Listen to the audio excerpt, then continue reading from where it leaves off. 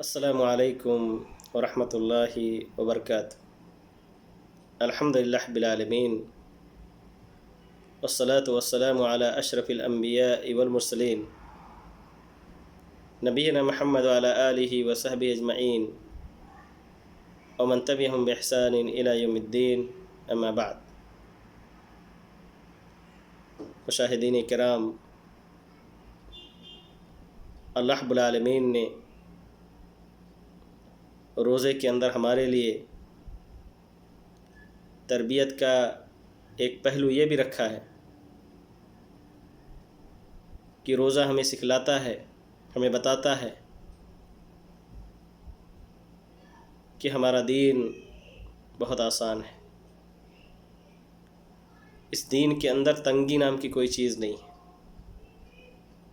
صرف اور صرف آسانیاں ہی آسانیاں ہیں۔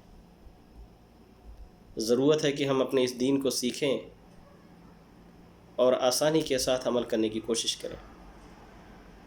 آئیے دیکھتے ہیں کہ روزہ کیسے ہماری تربیت اس بات کی کر رہا ہے۔ جب ہم قرآن مجید کے سورہ بقرہ کی وہ آیت پڑھتے ہیں یا سنتے ہیں جس میں روزے کا ذکر ہے، جس آیت کے ذریعے سے اللہ تعالیٰ نے روزہ ہمارے اور آپ کے اوپر فرض قرار دیا ہے، اس آیت کے اندر اللہ تعالیٰ کہتا ہے کہ رمضان کا مہینہ قرآن کے نزول کا مہینہ ہے۔ شہر رمضان الذی انزل فیہ القرآن ھدی للناس وبینات من الھدی والفرقان۔ رمضان کا مہینہ ہی ہے جس کے اندر قرآن کو اتارا گیا ہے۔ قرآن ہدایت دیتا ہے، اس کے اندر ہدایت کی نشانیاں ہیں، حق و باطل کی تمیز ہے۔ فمن شہد منکم الشہر فلیصمہ، تم میں سے جو شخص رمضان کا مہینہ پالے اسے چاہیے کہ روزہ رکھے۔ ومن کان مریضا او علی سفر، اور تم میں سے جو شخص بیمار ہو یا سفر کی حالت میں ہو، فعدۃ من ایام اخر، تو دوسرے دنوں کے اندر وہ گنتی پوری کرے۔ یرید اللہ بکم الیسر ولا یرید بکم العسر، اللہ تعالیٰ تمہارے لیے تو آسانیاں چاہتا ہے، تمہارے لیے سختی نہیں چاہتا۔ ولتکملوا العدۃ، اللہ تعالیٰ چاہتا ہے کہ تم گنتی پوری کرو۔ وَلِتُكَبِّرُوا اللَّهَ عَلَى مَا هَدَاكُمْ، اور اللہ تعالیٰ کی یہ بھی خواہش ہے کہ اللہ تعالیٰ نے جو تمہیں ہدایت دیا ہے اس پر اللہ کی تکبیر بیان کیا کرو۔ وَلَعَلَّكُمْ تَشْكُرُونَ، اور یہ بھی اللہ تعالیٰ چاہتا ہے کہ تم شکر گزار بن جاؤ۔ اس آیت کے اندر اللہ تعالیٰ نے روزے کی فرضیت کا ذکر کرنے کے بعد کہا کہ تم میں سے جو شخص بیمار ہو یا سفر کی حالت میں ہو وہ روزوں کو چھوڑ سکتا ہے، اس کے لیے چھوڑنا جائز ہے، البتہ بعد کے دنوں میں اس کی وہ قضا کر لے۔ اور اللہ رب العالمین اس سے درمیان کہتا ہے کہ یرید اللہ بکم الیسر، اللہ رب العالمین تمہارے لیے آسانیاں چاہتا ہے۔ ولا یرید بکم العسر، اور اللہ تعالیٰ تمہارے لیے سختی نہیں چاہتا۔ دین اسلام کی ایک بہت بڑی خوبی ہے کہ یہ دین ہر ایک کے لیے نہایت ہی آسان ہے، ہر دور کے لیے۔ جب سے یہ دین اللہ رب العالمین نے نازل کیا ہے اس وقت سے لے کر کے آج تک، اور جب تک یہ دنیا قائم رہے قیامت تک، پوری انسانیت کے لیے اللہ رب العالمین نے یہ دین اتارا ہے۔ اللہ رب العالمین خود رحیم ہے، جس کے ذریعے سے اللہ رب العالمین نے یہ دین ہم تک پہنچایا وہ بھی رحیم ہے۔ ہر جگہ رحمت ہی رحمت ہے۔ اللہ رب العالمین اپنے بندوں پر مہربان ہے، تو نبی کریم صلی اللہ علیہ وسلم کے بارے میں اللہ تعالیٰ خود کہتا ہے کہ یہ مومنوں کے ساتھ بہت ہی رحم دلی کا مظاہرہ کرتے ہیں۔ تو جب اتنی ساری رحمتیں اکٹھا ہو جائیں اور یہ دین پوری انسانیت کے لیے اگر آیا ہے، اس کے اندر طاقتور بھی ہیں، کمزور بھی، امیر بھی ہے، غریب بھی، مرد بھی ہے، عورت بھی، بوڑھے، بچے، جوان، گویا کہ ہر فرد کے لیے یہ دین ہے، اور زندگی کے ہر پہلو کے لیے۔ یہی اس دین کی خوبی ہے کہ اس دین کے اندر زندگی کے کسی پہلو کو تاریک نہیں چھوڑا گیا ہے، ہر جگہ رہنمائی ہے۔ اور کہتے ہیں کہ جب کوئی قانون بنایا جاتا ہے تو جن لوگوں کے لیے وہ قانون بنتا ہے اگر وہ بہت بڑی تعداد میں ہو، اتنی تعداد میں کہ ان کا شمار کرنا ممکن نہ ہو، تو ایسے قانون کے اندر نرمی بڑھتی جاتی ہے۔ جیسے جیسے افراد کی قلت ہوتی ہے اس قانون کے اندر سختی آتی ہے، اور بس اوقات ایک شخص اپنے لیے بہت سارے سخت رول بنا لیتا ہے اور اس پر عمل کرتا ہے، لیکن جب دوسروں کو اس کے اندر شامل کرنے کی کوشش کرتا ہے تو اس کے اندر وہ نرمی اختیار کرتا ہے۔ دین اسلام بھی جب سب کے لیے ہے، پوری انسانیت کے لیے ہے، تو یہ دین مشکل کیسے ہو سکتا ہے؟ یہ دین آسان ہے، نہایت ہی آسان ہے، اس کے اندر سختی کی کوئی گنجائش نہیں ہے۔ بس ضرورت ہے کہ ہم دین کو سمجھنے کی کوشش کریں، سیکھیں۔ اللہ رب العالمین نے ایک جگہ نہیں، قرآن مجید کی کئی آیتوں کے اندر ہمیں اور آپ کو بتلایا ہے کہ اللہ تعالیٰ سختی چاہتا ہی نہیں ہے، تنگی کا ارادہ ہی نہیں اللہ رب العالمین کا۔ اللہ تعالیٰ کہتا ہے کہ ما یرید اللہ لیجعل علیکم من حرج، اللہ رب العالمین تمہارے لیے تنگی نہیں چاہتا، ولکن یرید لیطہرکم ولیتم نعمتہ علیکم، اللہ رب العالمین تو تمہیں پاک صاف کرنا چاہتا ہے اور اپنی نعمتیں تمہارے اوپر پوری کرنا چاہتا ہے۔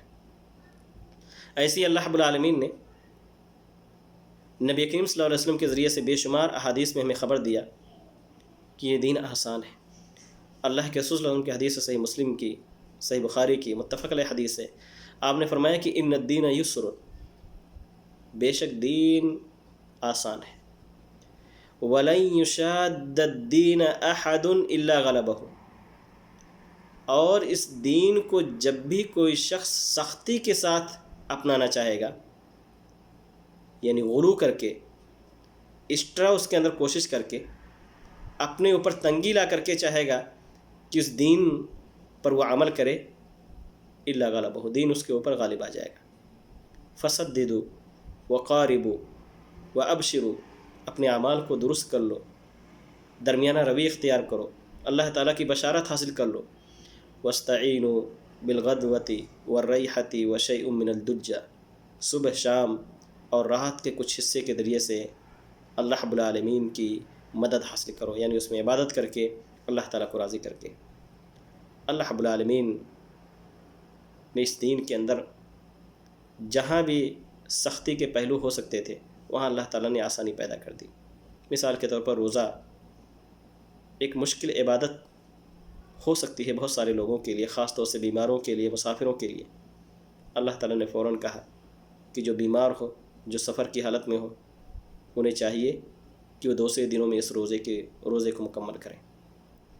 اللہ کے رسول صلی اللہ علیہ وسلم نے حضرت معاذ بن جبل رضی اللہ تعالیٰ عنہ کو جب یمن بھیجا داعی اور مبلغ بنا کر کے، تو انہیں خاص طور سے آپ صلی اللہ علیہ وسلم نے وصیت کی، کہا یسرا ولا تعسرا، کہ آسانی پیدا کرو، سختی نہ کرو، بشرا، بشارت سنانا، ولا تنفرا، اور لوگوں کو اللہ رب العالمین کے دین سے نفرت دلانے کی کوشش نہیں کرنا، کیونکہ دین سے نفرت دلانے کی وجہ سے لوگ اس دین سے دور ہو جائیں گے، اور اللہ رب العالمین تو دین کی طرف رغبت دلانا چاہتا ہے۔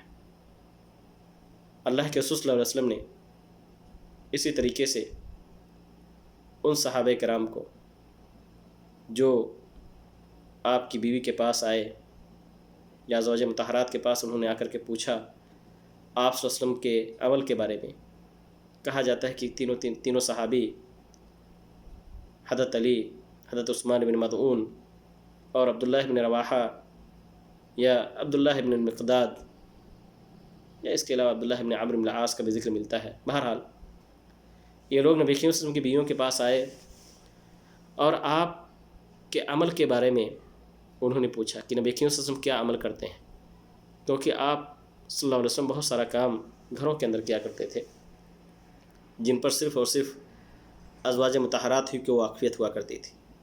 جب انہوں نے ذکر کیا تو ان تینوں صحابہ کرام نے کہا کہ یہ تو بہت تھوڑا عمل ہے، لیکن ہمیں کیا لینا دینا ہے؟ نبی کریم صلی اللہ علیہ وسلم تو بخشے بخشائے ہوئے ہیں، اللہ رب العالمین نے ان کے گناہوں کو معاف فرما دیا ہے، اور ہم تو اللہ کے رسول صلی اللہ علیہ وسلم کے مقام کو پہنچ نہیں سکتے، لہذا ہمیں اور مزید عمل کرنے کی ضرورت ہے۔ چنانچہ وہ مسجد نبی میں بیٹھ کر کے ہی آپس میں گفتگو کرنے لگے۔ ایک نے کہا کہ میں شادی ہی نہیں کروں گا، شادی نہ کرنے کی وجہ سے بہت سارا وقت میرے پاس ہوگا عبادت کے لیے۔ دوسرے نے کہا کہ میں افطار ہی نہیں کروں گا، ہر دن روزے رکھوں گا، ہر دن۔ افطار نہ کرنے کا مطلب یہ نہیں کہ بالکل مکمل طور سے نہیں کھائے پیے گا، نہیں، دن کے حالت میں دن میں روزہ رکھے گا اور رات کو، جیسے ہم رمضان کے مہینے میں کرتے ہیں۔ اور ان میں سے ایک صحابی نے کہا کہ میں رات کو صرف اور صرف عبادت کروں گا، رات کو سونے کی کوشش نہیں کروں گا۔ اللہ کے رسول صلی اللہ علیہ وسلم یہ بات سن رہے تھے، آپ صلی اللہ علیہ وسلم سن کر کے فوراً باہر آئے اور ان تینوں کو مخاطب کرتے ہوئے کہا کہ میں اللہ رب العالمین سے سب سے زیادہ ڈرنے والا، اللہ رب العالمین کا تقوی اور پرہیزگاری اختیار کرنے والا سب سے بڑا بندہ ہوں، لیکن میں سوتا بھی ہوں، میں اللہ تعالیٰ کی عبادت بھی کرتا ہوں، میں روزے بھی رکھتا ہوں اور افطار بھی کرتا ہوں، میں نے شادیاں بھی کی ہیں اور میرے بچے بھی ہیں۔ فمن رغب عن سنتی فلیس منی، جو شخص میری سنت سے اعراض کرے گا وہ مجھ میں سے نہیں ہے، یعنی اسلام اور مسلمانوں کے طریقے پر نہیں ہے۔ تصور کریں آج کے دور میں اگر کوئی شخص اس طرح کی باتیں کہے تو لوگ فوراً اس کو ولایت کے درجے پر فائز کر دیں گے اور کہیں گے کیا نیک بندہ ہے، شادی اس لیے نہیں کر رہا ہے تاکہ وقت دے سکے اللہ تعالیٰ کی عبادت کے لیے، رات کو نہیں سوئے گا تاکہ وہ اللہ رب العالمین کی زیادہ سے زیادہ عبادت کرے، ہر دن روزہ رکھے گا۔ ایسا کیوں کہیں گے لوگ؟ کیونکہ دین کے تعلق سے سمجھ نہیں ہے۔ اللہ رب العالمین نے اس دین کے اندر جتنی بھی تعلیمات، جتنے بھی احکامات بنائے ہیں وہ سب کے سب آسان ہیں، ہر دور کے لیے اور ہر فرد کے لیے مناسب ہیں۔ اسلامی تعلیمات کو اگر ہم دیکھیں گے تو اس کو دو بڑے حصوں میں تقسیم کر سکتے ہیں۔ ایک عقائد کا معاملہ ہے جو اللہ تعالیٰ نے تمام انبیاء و کرام کے لیے، تمام انبیاء کرام کے لیے اللہ تعالیٰ نے ایک ہی دین اتارا جو دین اسلام ہے۔ عقیدے کے اندر کوئی چینجنگ نہیں کی گئی، ہر نبی نے اپنی اپنی قوم کو یہی کہا کہ ایک صرف اور صرف ایک اللہ رب العالمین ہی کے اوپر ایمان لاؤ اور اسی کی عبادت کرو۔ لیکن شریعتیں، احکامات بدلتے رہے، ہر دور کے حساب سے اللہ تعالیٰ نے ان احکامات کو نازل کیا۔ احکام کو بھی اگر ہم چاہیں تو تین بڑے حصے میں تقسیم کر سکتے ہیں: عبادات، معاملات اور اخلاق۔ گویا پوری اسلامی تعلیمات چار حصوں پر مشتمل ہے: عقائد، عبادات، معاملات اور اخلاق۔ ہم اگر عقیدے کو بھی دیکھیں گے، عقائد کی جتنی چیزیں ہیں بہت ہی آسان ہیں، کوئی مشکل نہیں کسی بھی انسان کے لیے کہ اس کو اپنے دل کے اندر بیٹھانے کی اور اس کو قائم کرنے کی کوشش کرے، کہیں کوئی پریشانی نہیں ہوگی، چاہے وہ اللہ رب العالمین کے اوپر ایمان کا تعلق ہو، انبیاء اور رسل پر، فرشتوں کے اوپر، آسمانی کتابوں پر، یوم آخرت یا اچھی اور بری تقدیر پر، جو کہ ایمان کی پلرز نہایت ہی آسان ہے۔ عبادات بھی اللہ کے رسول صلی اللہ علیہ وسلم نے جس طریقے سے پریکٹیکل عمل کر کے ہمیں دکھایا ہے، اگر ہم اس پر قائم رہے تو کہیں بھی کوئی پریشانی نہیں ہو سکتی۔ معاملات چاہے وہ خرید و فروخت ہو، شادی بیاہ ہو، اور آخری چیز جو اخلاق اور آداب سے متعلق ہے وہ سب بھی آسان ہے۔ پریشانی اس وقت آتی ہے جب ہم اللہ رب العالمین کے اس دین سے خود کو دور کرتے ہیں، یا تو ہم اسے سیکھتے نہیں، یا ہم ایکسٹرا کچھ عمل کر کے اس دین پر چلنے کی کوشش کرتے ہیں۔ جب کوئی شخص اس دین کے اندر اپنے عقلی گھوڑے دوڑاتا ہے، اگر وہ عقائد کے اندر اس طرح کی گفتگو کرنے لگتا ہے، عقائد میں اپنے من مانی، اپنی مرضی کے حساب سے اپنے عقیدے کو بنانے کی کوشش کرتا ہے تو گمراہی کے راستے پہ چل پڑتا ہے، جس کے تعلق سے اللہ کے رسول کی حدیث ہے، آپ نے فرمایا کہ میری امت بھی 73 فرقوں کے اندر بٹے گی، کلھا فی النار الا واحدہ، سب کے سب جہنم کے اندر جائیں گے سوائے ایک فرقے کے، ایک گروہ کے۔ صحابہ کرام نے نہیں پوچھا کہ اللہ کے رسول وہ 73 فرقے کون ہیں، انہوں نے پوچھا کہ اللہ کے رسول وہ ایک جماعت، وہ ایک گروہ جو ہے وہ کون ہے جو جنت میں جانے والی ہے؟ نبی کریم صلی اللہ علیہ وسلم نے فرمایا کہ وہ جماعت ہے جو اس چیز پر چلے گی جس پر میں اور میرے صحابہ کرام چلتے ہیں۔ یقیناً جب تک لوگ صحابہ کرام کے نقش قدم پر چلتے رہے، جب تک نبی کریم صلی اللہ علیہ وسلم کی اتباع اور پیروی کرتے رہے، گمراہیوں سے دور رہے۔ لیکن جیسے دوری اختیار کی، عقائد کے اندر فسادات اور بگاڑ کے شکار ہوتے چلے گئے، گروہ پر گروہ، جماعت در جماعت پیدا ہوتی چلی گئیں، اور اتنی جماعتیں پیدا ہو گئیں کہ اگر شمار کیا جائے تو شاید مسلمان 73 فرقوں کے اندر یقیناً تقسیم ہو چکے ہیں۔ عقائد کے اندر اختلاف ہی اصل فرقوں کو اور جماعتوں کو جنم دیتی ہے۔ عبادات، معاملات اور اخلاق کے اندر اگر اختلافات ہیں تو عقائد کے اختلافات سے بہت کم تر درجے کا اختلاف ہے، اس کی اصلاح ہو سکتی ہے، لیکن اس میں بھی ہمیں اتباع کی ضرورت ہے، پیروی کی ضرورت ہے۔ یہ دین آسان ہے۔ نبی کریم صلی اللہ علیہ وسلم نے بہت ساری بشارتیں اس دین کے اندر سنائی ہیں۔ اللہ کے رسول کی ایک حدیث ہے، حضرت معاذ بن جبل رضی اللہ تعالیٰ عنہ کہتے ہیں کہ میں سفر میں تھا، اللہ کے رسول صلی اللہ علیہ وسلم کے چلتے چلتے نبی کریم صلی اللہ علیہ وسلم کے پاس پہنچ گیا۔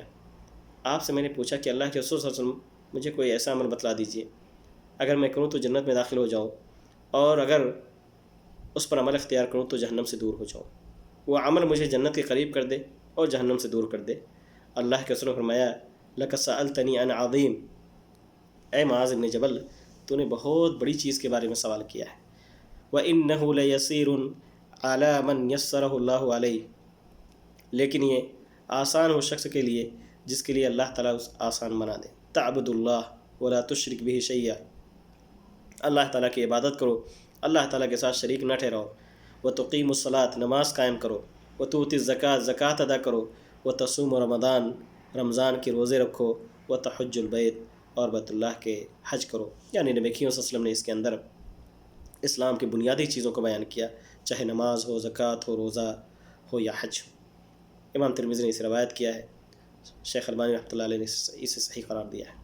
ایسے ہی عورتوں کے تعلق سے ایک حدیث ہے، حضرت عبدالرحمن بن عوف رضی اللہ تعالیٰ عنہ کہتے ہیں کہ رسول اللہ صلی اللہ علیہ وسلم نے فرمایا کہ اذا صلت المرأة خمسها، جب کوئی عورت 5 وقت کی نماز پڑھے، وصامت شہرها، اس کے روزے رکھے، اس مہینے کے یعنی رمضان کے مہینے کے روزے رکھے، وحفظت فرجها، اور اپنی شرمگاہ کی حفاظت کرے، واطاعت زوجها، اپنے شوہر کی اطاعت کرے، قیل لها ادخل الجنہ من ای ابواب الجنت شئت، اسے کہا جائے گا کہ جاؤ جنت کے جس دروازے سے چاہو اس جنت کے اس دروازے سے داخل ہو جاؤ۔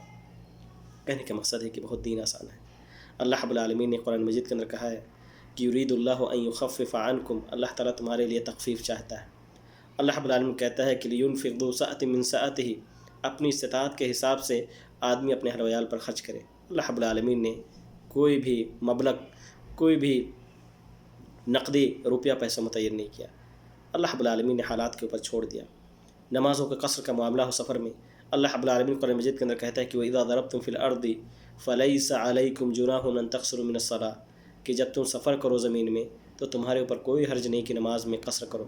یہی وجہ ہے کہ اللہ کے رسول صلی اللہ علیہ وسلم کی زندگی کا ایک بہت بڑا حصہ سفر میں گزرتا ہے۔